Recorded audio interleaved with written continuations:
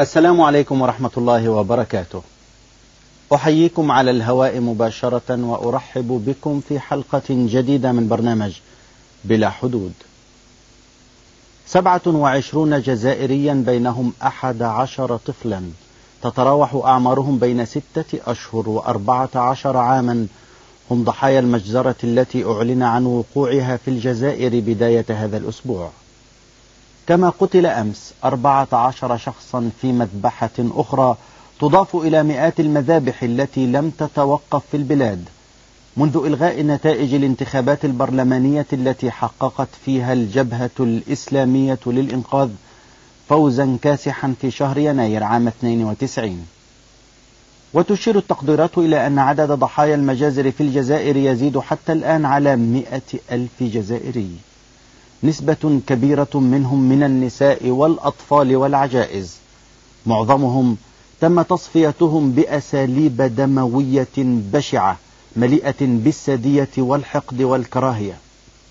ورغم أن ملف المذابح في الجزائر قد فتح بأساليب إعلامية مختلفة على مدى السنوات ال9 الماضية، إلا أننا في هذه الحلقة نحاول فتحه من منظور جديد يتعلق بمحاولة فهم ما يحدث من خلال جهد موسوعي أكاديمي علمي يقوم على الإحصاءات والرسومات والخرائط قام به 30 باحثا ومحققا قانونيا، واستغرق إعداده عامين كاملين من العمل المتواصل، فخرج في 1473 صفحة تضم 7 كتب و31 بحثا و40 جدولا و60 صورة و60 رسم بياني و3000 إحالة علمية إلى المراجع، من خلال تحقيق في 622 مجزرة من المجازر التي وقعت في الجزائر من العام 92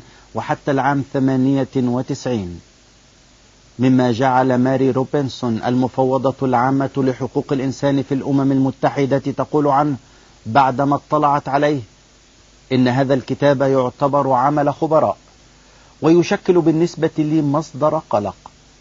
وقد أشرف على تحرير هذه الموسوعة التي صدرت تحت عنوان تحقيق في مذابح الجزائر ضيفنا في حلقة اليوم البروفيسور عباس عروة مع يوسف بجواي ومازن آية لاربي. كما قدم للموسوعة المفكر الأمريكي البارز نعوم تشومسكي واللورد إيريك إف بيري نائب رئيس لجنة حقوق الإنسان في مجلس العموم البريطاني.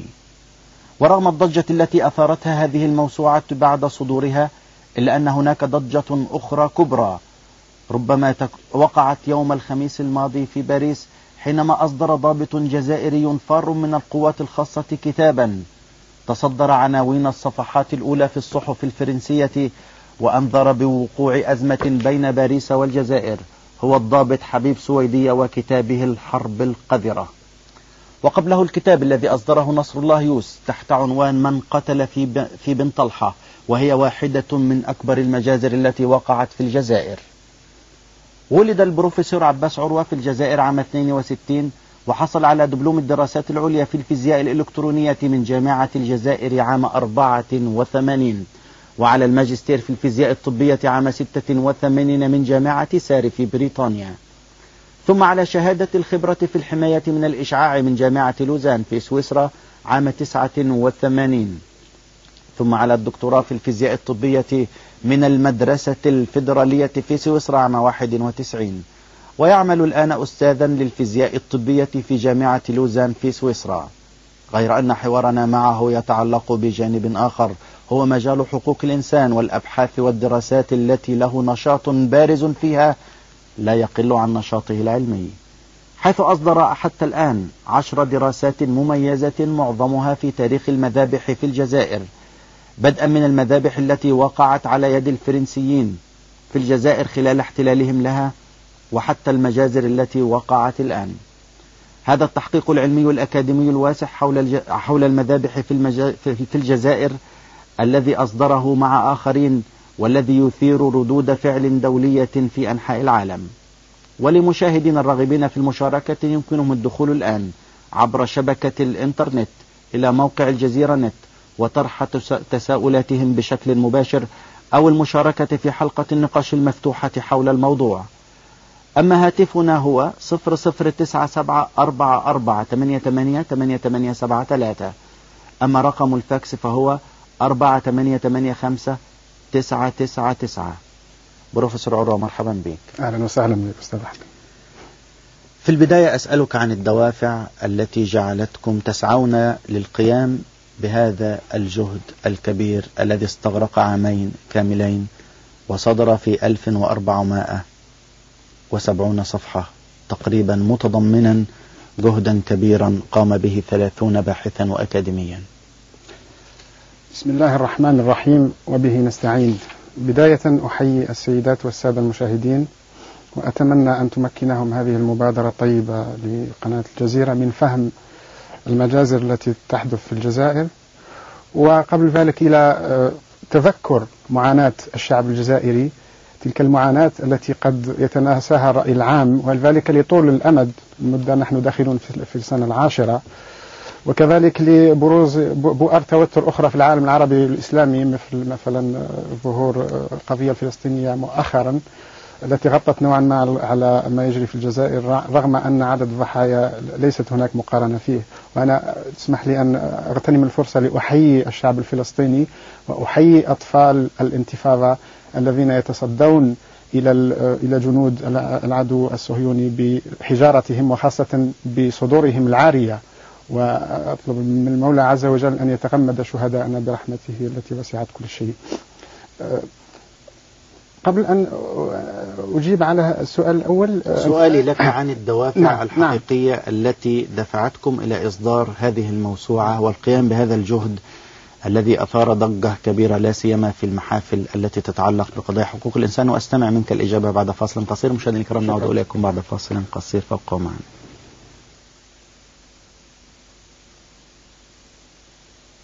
أهلا بكم من جديد، نحن معكم على الهواء مباشرة في برنامج بلا حدود.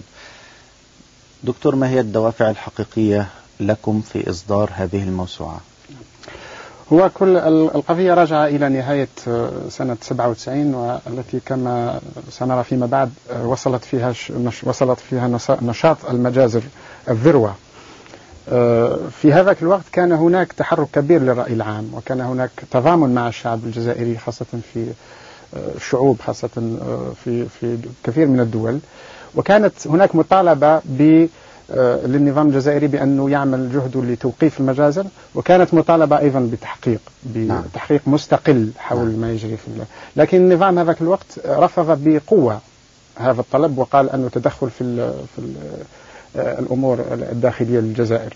ولهذا الأمر قرر مركز الهجار للدراسات والبحث والنشر بتشكيل مجموعة من الأكاديميين لصياغة تقرير يكون تعويض عن تقرير.